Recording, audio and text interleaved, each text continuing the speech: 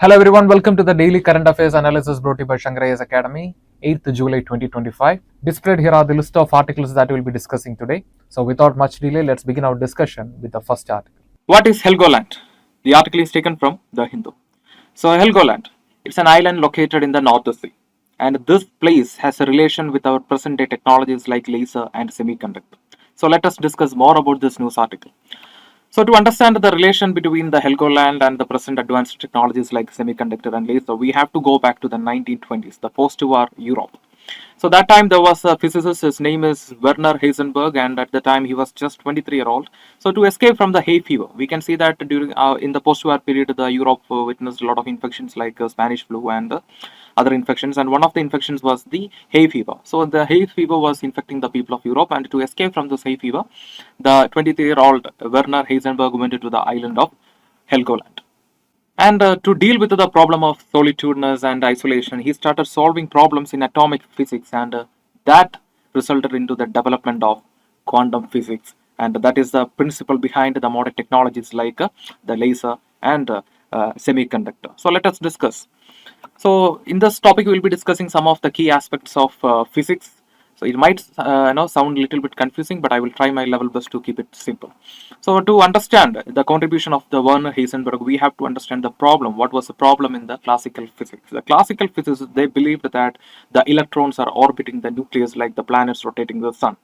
And this failed to explain the atomic spectra of different particles, especially the atomic spectra of hydrogen. And to deal with this problem, Heisenberg brought a new approach that was, eliminating the visual models and focusing on observable data like and focusing on quantitative data like frequencies and intensities of light emitted and observed by atom. And to organize the data, he used the mathematical tools like matrices. And the major discovery of Heisenberg was the non-commutative multiplication in the physics. So what is meant by commutative? So in order to solve this problem, Heisenberg brought a new approach that was eliminating the visual models to understand the atoms, and instead he started focusing on quantitative data like the frequencies and intensities of light observed and emitted by the atom. And he also used the mathematical tools to organize the data from his experiment, and the discovery was the non-commutative multiplication in the physics. So what is mean by commutative principle? Commutative principle, it is a mathematical principle. According to this principle, even if you change the operating factors in an operation, the net result will be same. For example, 3 into 2 is equal to 2 into 3. That means if you multiply the 3 into 2, the result will be 6, and even if you multiply the 2 into 3, the result will be 6. But he changed this perspective in the physics, and he said that in physics, the position and the momentum of a particle cannot be observed or found at the same time. And this is not a limitation of the measurement, it is a limitation of nature, according to Werner Heisenberg.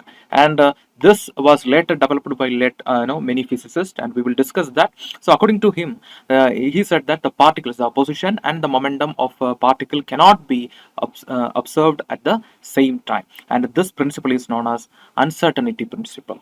And in the later period, many physicists like Max Born, Pascal Jordan, Erwin Schrödinger, they all developed new principles based using the contribution of Werner as a foundation, and the result was the quantum statistics. That means they understood how the particles will behave differently in different atomic and subatomic level, and through this we started understanding more about the light, and the net result was the development of modern technologies like lasers, semiconductors, and modern electronics and the computing equipments. So how the knowledge about the quantum mechanics or quantum physics helped us to control the light. See how the light is produced.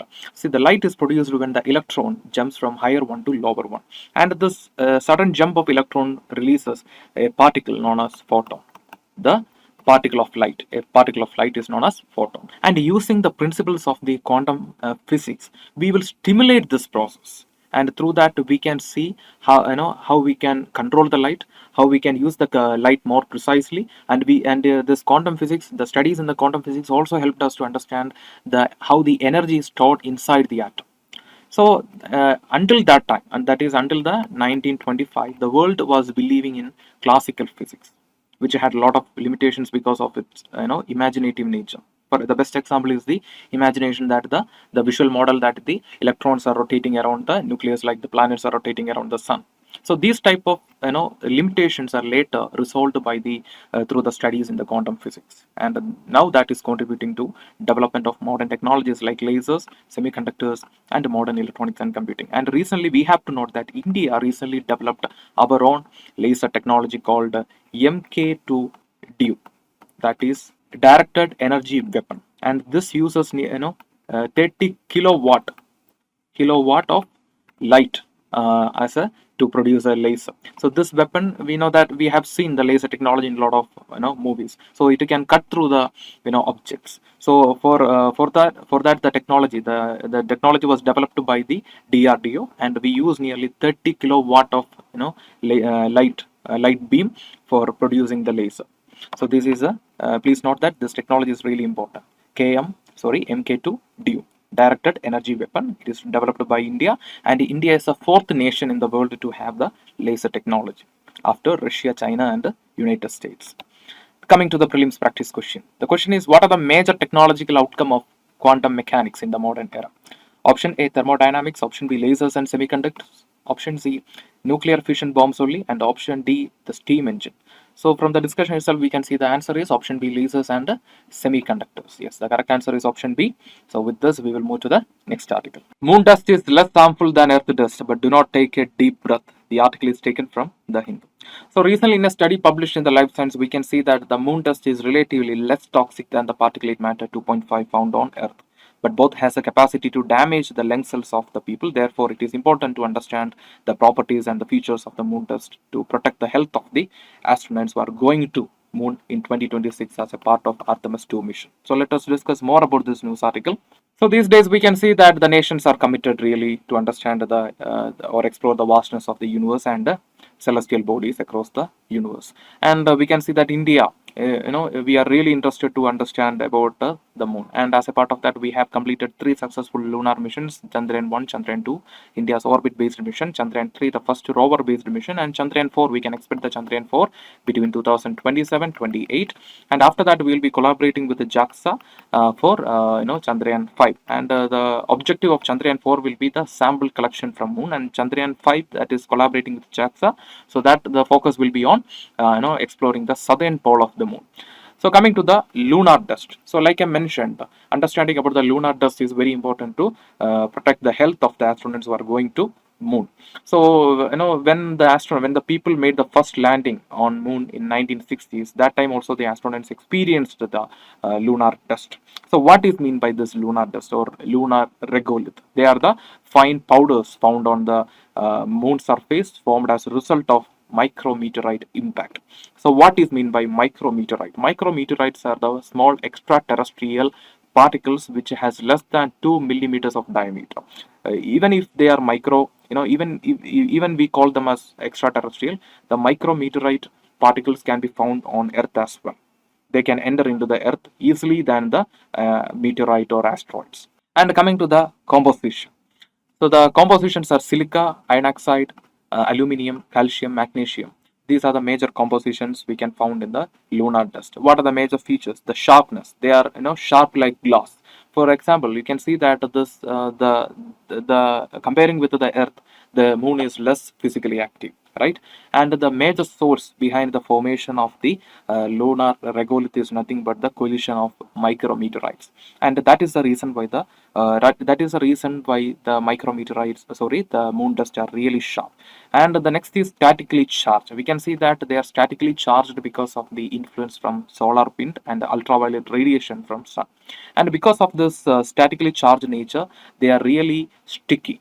They can stick to surface. At the same time, they can stick to the the suits of astronauts, and they can even damage the suits and the equipments of the astronauts. And the next is the it has harmful impact because it can irritate the eyes and the lungs of the astronauts. And you can see that when the astronauts made the first landing on moon in 1960s, that time also the people experienced this irritation in the lungs and eyes. And coming to the particulate matter 2.5. So what is meant by particulate matter 2.5? It is a fine particulate matter which has less than 2.5 microns, and it can be formed as a result of many natural reasons as well as anthropogenic reasons. But when they enters into the lungs and bloodstream, it can cause many pulmonary disease and the cardiovascular disease, and it can even reduce the lifespan of the people. And what are the major sources of particulate matter 2.5? Like I mentioned, it can be a result of anthropogenic activities or natural activities. So vehicle pollution, industry, biomass burning, construction works in the major cities are the major reasons behind the emission of particulate matter 2.5. And in the case of natural activities like dust storm, forest fires, this can also result in formation of particulate matters. And why it is prominent in urban area, like I mentioned, because of the increased industrial activity, poor regulation, winter inversion. Winter inversion will, the temperature, the low temperature in the upper atmosphere will be replaced with the high temperature. That means with the increasing height, there will be an increasing of temperature. So as a result, we can see that the particulate matters and other pollutants will be trapped near to the surface, and the result, the people will experience more health issues during the time of winter inversion. And one of the most affected regions because of the winter inversion in India is the national capital Delhi. And we can see that these days Delhi is planning for cloud seeding, the first cloud seeding trial in the very next month to combat the problem of pollution. And what are the issues associated with the particulate matter 2.5? Like I mentioned, respiratory issues, heart disease, reduced visibility, because when they get trapped near the surface, it will affect the visibility of the vehicles and the people, and it can even damage the crops, and it can even damage the monuments and buildings in the major cities. So in this topic, we discussed the lunar dust and the particulate matter 2.5, what are their health impact, and what are the major features of these two particles. So based on this, try to answer this prelims practice question. The question is, consider the following statements regarding particulate matter 2.5. Statement 1, particulate matter 2.5 refers to the particulate matter which has a diameter of less than 2.5 nanometers. No, it is microns. Therefore, this statement is incorrect. And coming to the statement 2, PM 2.5 can enter into the bloodstream and cause cardiovascular and respiratory disease. Yes, this statement is correct. And biomass burning and vehicular emission are the major sources of PM 2.5. This is also correct. So coming to the correct answer, if we can eliminate the statement 1, then we can eliminate option A, option C, option D. So the correct answer is option B, 2 and 3 only. Let's check. Yes, the correct answer is option B, 2 and 3 only. So with this, we will move to the next article. High quality diet may have led to bigger human brain. CSIR-CCMB led international study reveals genetic link between diet and brain size. The article is taken from The Hindu. So recently the CSIR and the CCMB, that is Center for Cellular and Molecular Biology, which is based in Hyderabad, and they've done an international study and found that there's a relation between diet quality and the brain size in the humans. So the brain size, if we take the brain size, we can see that the archaeologists, anthropologists, and the paleontologists, they will study the brain of the fossils. So what is the importance of understanding the size or the brain of the fossils? We can see that this research is throwing the light of knowledge beyond space and time. So the size of brain of an organism indicates its ability to function or perform complex functions. For example, if you take the brain size of Homo sapiens, Homo sapiens is known as a wise man, right? The brain size is coming around roughly 1350 to 1400 cc, that is cubic centimeter. And this is showing that the ability of a Homo sapiens to perform complex functions. But you can ask me, the brain size of the Neanderthals was much larger than the Homo sapiens, but still the Neanderthals extended from the face of the earth. Yes, it is correct, because the mutation did not happen in the brain of Neanderthals. If you go back to the time, we can see that the cognitive revolution, which started around 75,000 years ago, changed the course of the history of the Homo sapiens. And that made him the thinking man or the wise man. And now he is the master of the known universe and this planet. But Neanderthals, on the other side, who couldn't perform complex functions or couldn't engage in displacement through communication, failed to survive on this planet and got extinct nearly 1 lakh years before. And here comes the importance of understanding the brain size of different species or humans. And here this study is revealing that high quality diet is related with a large brain. And genes related to fat and carbohydrate metabolism showed positive selection as well. So coming to the body which conducted the study, that is Center for Cellular and Molecular Biology, which is established in 1977, and it is currently located in Hyderabad. The capital of Telangana, and the parent body, it comes under the CSIR, under the Ministry of Science and Technology. The focus area of CCMB is studying genetics, genomics, bioinformation, and biotechnology, and notable works including the research in DNA fingerprinting, studying of SARS-CoV genome, and the Indian genomic diversity. And the public service, they provide data related to the fingerprint. They are acting as a national repository for DNA fingerprints, so which can be used for solving crimes and other issues. And coming to the key genome research projects in India, the first is the Human Genome Project, which conducted between 1990 and 2003, and it is a first human DNA sequencing program across the world. And the next is the Indigen program. It is focusing on Indian genome sequencing for personalized medicine development. We can a few days back we discussed an article, right? The chronological age and the biological age of a person will be very different. For example, if a person, if you take two people, you can see that even if they are at the same age, for example, they are 50, one will be suffering from heart disease, pulmonary condition, any type of pulmonary condition, or lifestyle diseases. But on the other side, another person can run for a marathon. So the biological age and the chronological age of people will be different. Therefore, we have to understand the genetic diversity, which is very crucial for framing tailored health policy for different population groups in India. And coming to the next initiative, that is the Genome India project. Recently only we completed this. So this is led by the Indian Institute for Science, which is located in Bangalore. The objective is genome sequencing of 10,000 Indian genomes from diverse population. And the next we have the Indigen livestock, which is focusing on genome sequencing of indigenous cattle breeds. So which is very important, especially in the changing in the context of changing climate. And coming to the prelims practice question, the question is, the Genome India project is aimed at: option A, creating genetically modified crops; option B, sequencing the genetic makeup of Indian population; option C, mapping tribal genomes only; and option D, developing vaccines for infectious diseases.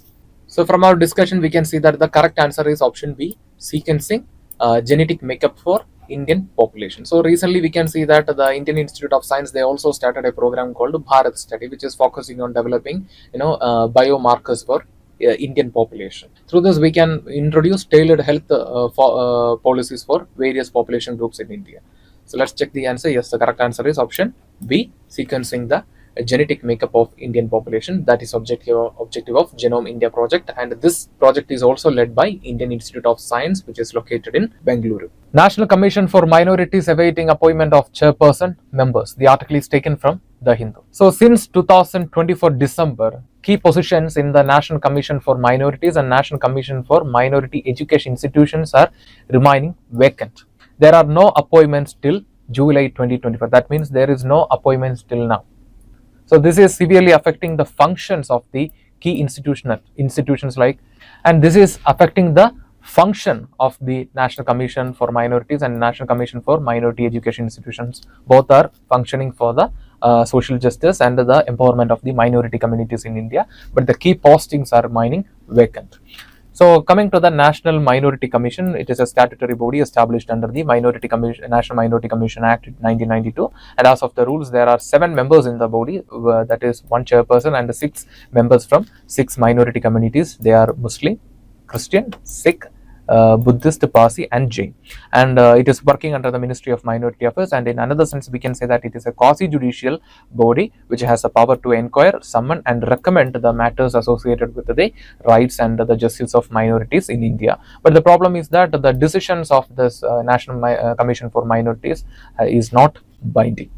And coming to the National Commission for Minority Education Institutions, which is responsible for certifying the minority institutions in India, we can see that according to the Article 30 of the Indian Constitution, the minorities has the right to manage and administer the education institutions, and this body is responsible for issuing the certificates to the minority institutions, and they will also advise the government on matters associated with the minority education, and this is established under the National Commission for Minority Education Institutions Act 2005. 4. And as per the rule, this body consists of 3 members, 1 chairperson, mostly he will be a retired High Court judge, and 2 members. As of now, there is only 1 member, and the post of the 1 member is remaining vacant, and this is affecting the function of the National Commission for Minority Education Institutions.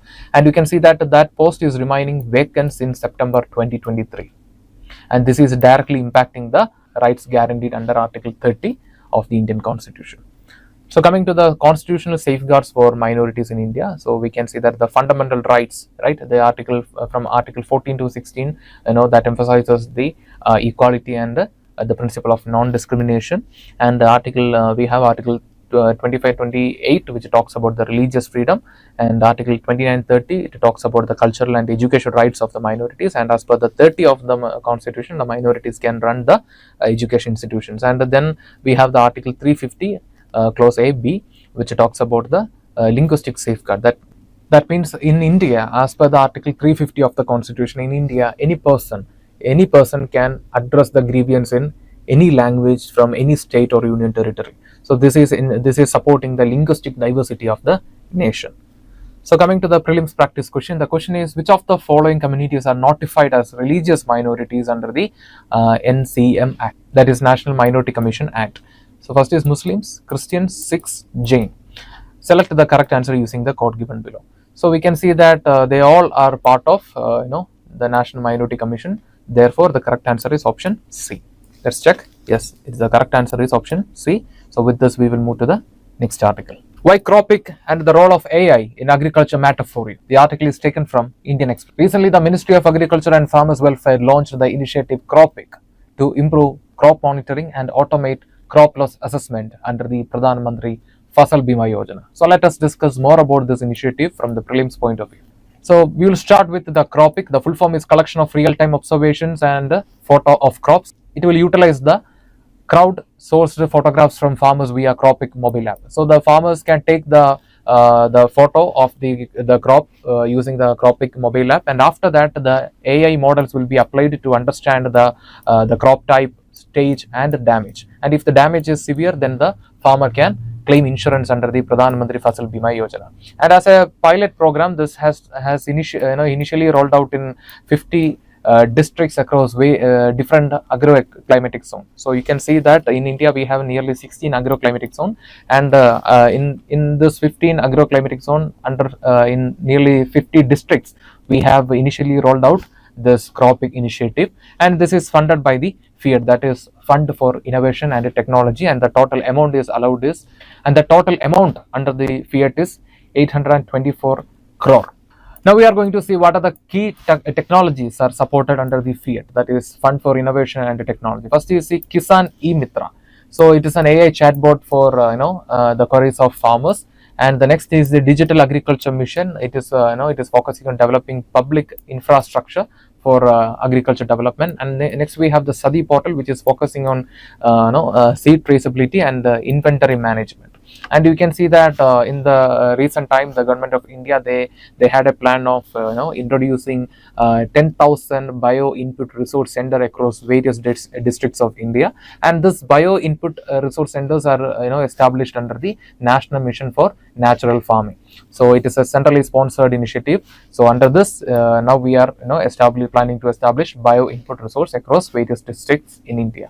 And we can see that recently various community participation initiatives are also promoted by the government. For example, the Beej Utsav, which was recently held in Rajasthan. And here you can see that another major initiative for empowerment of farming women through technology, that is the Namo Drone Didi initiative. So it aims to provide drones to 15,000 women self-help group between 2024-26, and as a part of the scheme, the government is also providing 80% subsidy on drone purchase. For example, if a drone cost around 10 lakh rupees, then the government will pay 8 lakh rupees. And it promotes precision farming, women skilling, irrigation efficiency and the community leadership. So the women will also receive, the farming women will also receive training under the Namo Drone Didi initiative from the government. And recently the Prime Minister Narendra Modi has recognized the women farmers as sky warriors in the Man Ki Baat. Coming to the initiative Pradhan Mantri Fasal Bima Yojana. So the CROPIC initiative is launched under the Pradhan Mantri Fasal Bima Yojana. So it is launched on February 2016 by the Ministry of Agriculture and Farmers Welfare. The objective is to provide crop insurance against natural calamities, pests and diseases. So eligibility, all farmers including the sharecroppers and the tenant farmers are eligible for benefits under the Pradhan Mantri Fasal Bima Yojana. And it covers yield loss, post harvest loss, localized the loss due to the local natural calamities, and in the recent times we are also integrating the technologies under the Pradhan Mantri Fasal Bima Yojana. For example, YesTech, it is for estimating the yield. So this through estimating the yield we can reduce the wastage of input factors. And next we have the wind CROPIC. So CROPIC is it is the new initiative under the Pradhan Mantri Fasal Bima Yojana. And then a fund for under the fiat we have nearly 825 crore are allowed for the Pradhan Mantri Fasal Bima Yojana. And coming to the impact, nearly more than 5 crore farmers are getting benefits annually from the Fasal Bima Yojana, and nearly 1.5 lakh crore claims are settled through the Fasal Bima Yojana so far. And another major benefit of the crop initiative is the automate assessment of the crop failure. So we can see that if a calamity is happening somewhere, and that is happening in a remote area or in a difficult terrain, the assessment will take long time, and by this time the farmers will fall into debt trap. So through this initiative we can reduce the assessment time, which will ultimately benefits the farmers and it will save them from falling into debt trap. And we can see that the debt trap is one of the primary reasons behind the rural to urban migration. So this type of initiatives, it is very effective, and they are very sustainable as well. Coming to the prelims practice question. The question is, consider the following statements regarding the integration of AI and drone technology in Indian agriculture. Statement 1. The CROPIC study uses AI-based satellite data for generating real-time weather forecast under the Pradhan Mantri Fasal Bima Yojana. So no, they are not using AI-based satellite data. They are using the data, crowdsourced data from the farmers. Therefore, the statement 1 is incorrect. The statement 1 is incorrect. Coming to the statement 2, under the Namo Drone Didi scheme, self-help groups are given drones with a 80% subsidy and drone pilot training to enhance precision farming. Yes, they will receive, like I mentioned, they will receive training also, and the 80% subsidy is also provided. Therefore, the statement 2 is correct, while the statement 1 is incorrect. So let's check the answer. Yes, the statement 2 is correct, the statement 1 is incorrect. So the answer is option B, 2 only. So with this, we will move to the next article. India becomes the 4th most equal country globally. The article is taken from The Hindu. So recently, according to the World Bank report of 2025, now India is the 4th most equal country in the terms of income distribution, and it has a Gini index score of 25.5. And according to the report, the extreme poverty in India has declined from 16.2% in 2011-12 to 2.3% in 22-23. So in this background, let us discuss more about this news article from the mains point of view.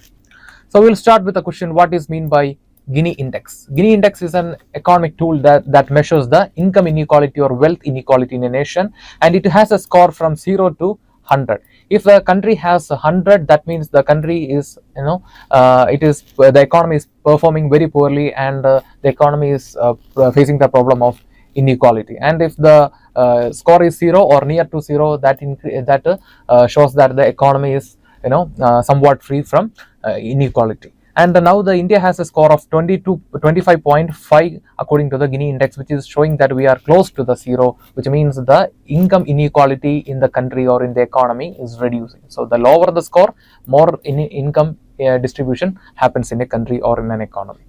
And coming to the reasons behind the decline of the inequality, the first major reason is the initiatives towards financial inclusion. We can see that the universal program, that is PM Jan Dhan Yojana, which is aiming to bring at least one bank account for every household in India. Through that, we are aiming to expand the banking access to every nook and corner of the country, and ultimately we are aiming for financial inclusion, one of the important goals under the SDGs. And the next is the direct benefit transfer. We can see that we are, many government schemes like MG Narega, Madhur Bandhan Yojana, the benefits of the schemes are directly transferred to the beneficiaries through, bank accounts. Therefore, it will, prevent the problem of leakage. And the next is the welfare initiatives like Ayushman Bharat, Ujjwala Yojana, PM Awas Yojana. So they have significantly improved the living standard of the people. For example, Ayushman Bharat is looking for ensuring universal health in the nation, and the PM Ujjwala Yojana is providing subsidized LPG for every household in the country, and PM Awas Yojana is for ensuring housing for every people in the nation. And the next is initiatives towards job creation. For example, the PM Mudra Yojana. We can see that under the Mudra Yojana, under different categories, the loans will be provided for the development of MSMEs. That is, we have a Sishu, Kishore, and Tarun. And next we have the Stand Up India, PM Vishwakarma Yojana, which is aiming for developing the rural entrepreneurship and handicraft. And the next is rural support. For rural development, we have the universal program, that is Mahatma Gandhi National Rural Employment Guarantee Act. So according to this, 100 days job will be provided for the people in the rural area, and they can earn up to 9,000 rupees per month. And the next is the National Food Security Act. So it ensures that the right to food to every citizen in the country. And what are the challenges associated with the economy? The first is the rural, urban, and regional gaps are still persisting. We can see that the digital divide or the infrastructure development is unequal in the rural and urban scenario. At the same time, we can see that within the country there are regional inequality regarding the development of infrastructure and the investment. For example, the state to state difference, or region, villages to village difference, these are affecting the economic performance. And the next is the concern related to the jobless growth. That means the sectors are developing, but it is not creating sufficient amount of employment. We can see that employment generation is important to ensure the sustainable development of an economy. But in the case of jobless growth, it will be just a temporary boost.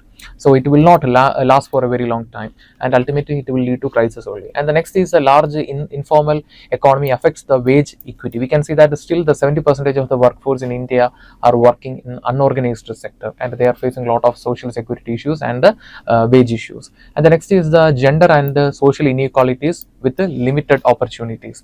We can see that still the gender-based wage inequalities existing in different parts of area, and at the same time we can see that still the people are employed without any database. For example, 2 months back we saw the explosion of a firecracking unit in the Gujarat, and the poor quality in the public service like health and education. So recently we can see that the vacancies in the National Minority Education Institution, National Commission for Minority Education Institution, the vacancies are still remaining unfilled. So these type of issues are there. This is affecting the public services. And coming to the way forward, what can be done? So like I mentioned, we are reducing the income inequality in the economy through various initiatives, but at the same time challenges are persisting. So what can be done? First is better targeting of poor policies using data. For example, the best initiative can be the caste census.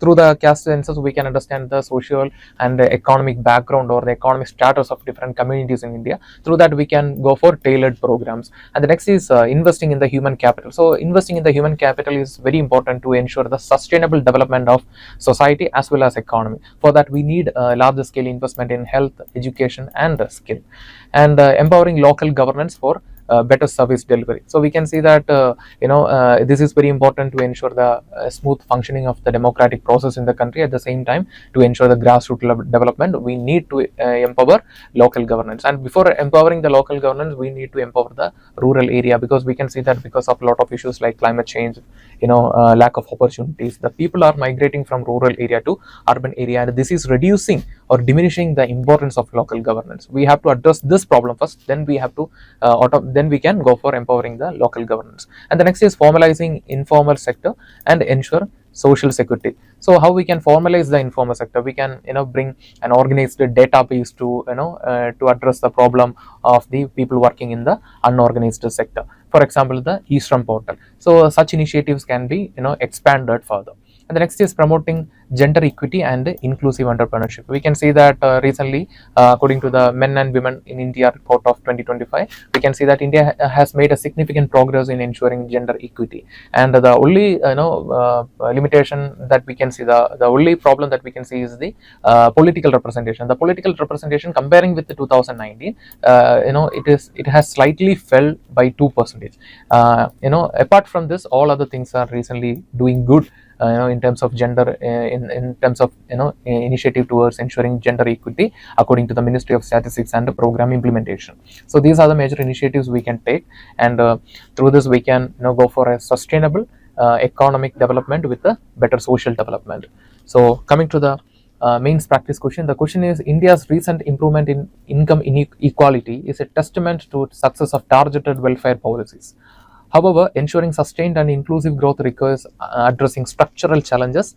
Discuss. So it's a 10 marks question and you have to write around 150 words. Write the answer and post it in the comment section. We will review and we will reply for your answer. Now it's time to move to the next article. When government cares, healthcare makes strides. The article is taken from Indian Express. Recently, the Union Health Minister Jagat Prakash Nara said that India has made tremendous progress in the field of health sector, especially in the last 11 years, because of strong political will, increased public funding, and large-scale healthcare reforms.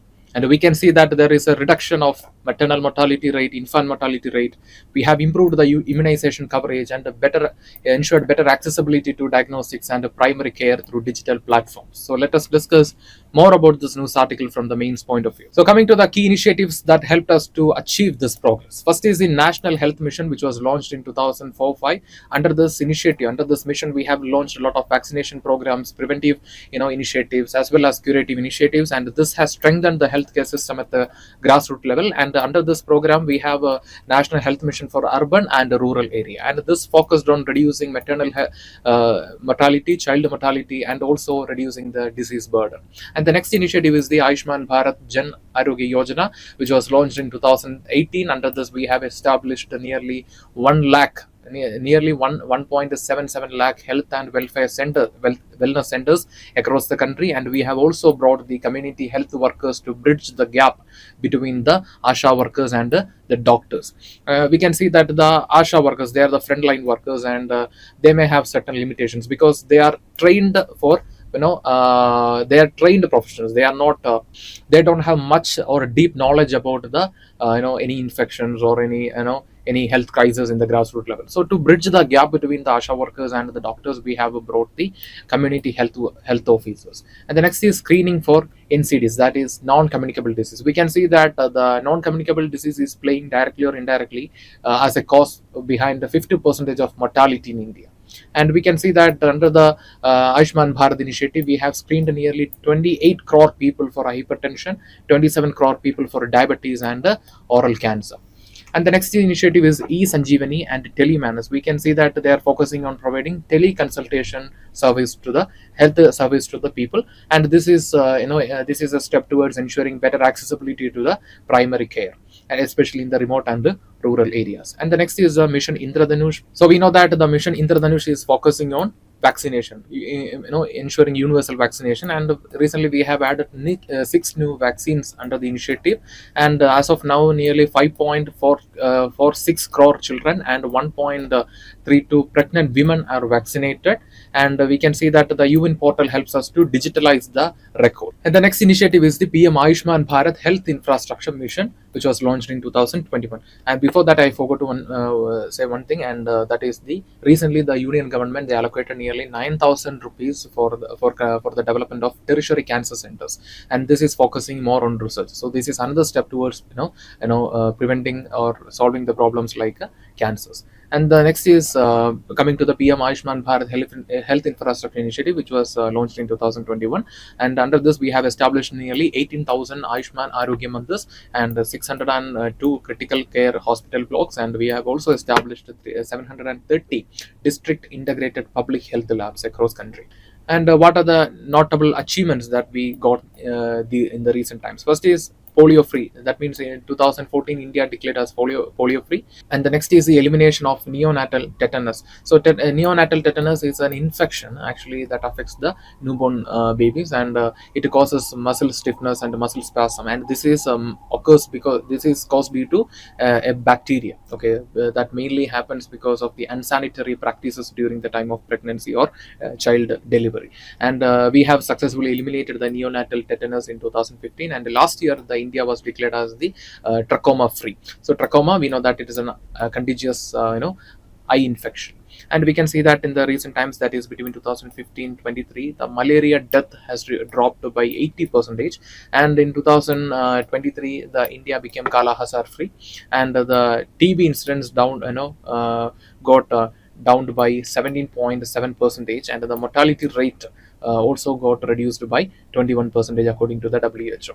And we can see that the another major reason behind the recent progress in the health sector is the increased public funding. So these days the government has increased the health expenditure from 1.13 percentage to 1.8 percentage of the GDP, that is between 2014 and 22. And coming to the out of pocket expenditure, that means the expenditure from the patient or the family of the patient, and that has reduced from 62.6 percentage to 39.4 percentage. And coming to the challenges faced by India's health sector, first is unequal accessibility across various states and rural-urban divides. Like I mentioned, because of the differential rate of development in different parts of the country or between the states, this inequality is still persisting. And the next is the shortage of trained health professionals in the rural area. For example, like I mentioned, the ASHA workers, the frontline health workers, they may lack knowledge about certain serious issues, and bridging this issue, we have brought the community health officer to bridge the gap between ASHA worker and the doctor. And the next is a rising burden of NCDs, that is non-communicable disease, and mental health issues. And we can see that in the recent times, especially in the post-pandemic time, India has made a tremendous development towards ensuring better mental health. And we can see that majority of the population has now the mental health insurance is covered under the health insurance. And the increasing burden of the non-communicable disease is also another problem because of the increased rate of urbanization and the rural-urban migration. And the next is a low expenditure. That means still, even though we have increased the public expenditure towards health from 1.3 to 1.6 percentage, still it is below the global average of 6% of the GDP. And the implementation gaps in some states, this is another major reason behind the unequal accessibility persisting between the states and rural-urban divide. And the next is data reliability and real-time health surveillance needs strengthening. For example, recently the Indian Institute for Science, Bangalore, they conducted a study called Bharat. Right, under this Bharat, we are planning to develop our own biomarkers for tailored health program for India. So in the very soon these type of issues will be solved. And the next is over dependence on tertiary care instead of prevention and primary care. This is another major issue. So when the condition becomes very worse, that time only the people will reach out for health. This is another major crisis that we are facing in the health sector. So this to address this issue, we need an overall behavioral change in the society. And apart from all this, we are facing another major issue, that is the antimicrobial resistance. Antimicrobial resistance are making the present medicines inactive against the infection. So this, according to the WHO, nearly 5 million deaths. This antimicrobial resistance is causing nearly 5 million deaths annually across the world. So we can talk about that also. And coming to the way forward, what can be done? First is increasing the public expenditure. So we have increased the public expenditure from 1.3% to 1.6%, but we need to increase at least to 2.5% of the GDP. The next is strengthening the primary healthcare and NCD prevention. So we have a tailored program for the national program called a National Prevention for Cancer and Cardiovascular Health. So we have to strengthen such initiatives. And like I mentioned recently, the union government allocated nearly 9,000 crore for the development of tertiary cancer research centers across the country. And the next is developing the primary healthcare. For that, we have to digitalize the rural economy. We have to ensure that there are trained professionals available in the rural area. This is very important to strengthen the primary healthcare, and we need to bring a behavioral change in the society as well. So instead of taking the condition to the tertiary care, we have to focus more on prevention and primary healthcare. For that, we need a behavioral change in the society, and for that we need cooperation from the people as well. The next is build a robust public healthcare cadre and incentivize rural posting. And the next is ensuring last mile delivery and real time via platforms like Ayushman Bharat Digital Mission. And the next is promoting local manufacturing of medical equipment and essential drugs. So this will help us to reduce the cost of the drugs, and this will reduce the healthcare expenditure. And the next is the investing in mental health infrastructure and the health education. For example, we can see that especially India gave more focus on mental health, especially in the post pandemic time. And we can see that now under the National Mental Health Act of 2017, the mental health is also covered under the health policy. So but the problem is that majority of the people are not aware about this. So coming to the mains practice question, the question is, when the government cares, healthcare makes strides. In the light of the statement, critically evaluate the progress made in India's healthcare sector since 2014. So this is a 15 marks question and you have to write around 250 words. Write the answer, post it in the comment section. We will review and we will reply for your answer. With this, we are coming to the conclusion for today's current affair analysis. If you like the video, hit the like button, give your feedbacks as comments, and share this content with your friends. And before leaving this channel, don't forget to subscribe and also hit the bell icon to receive on-time update from Shankar IAS Academy. Thank you for listening to us. Thank you for listening to me. Have a nice day.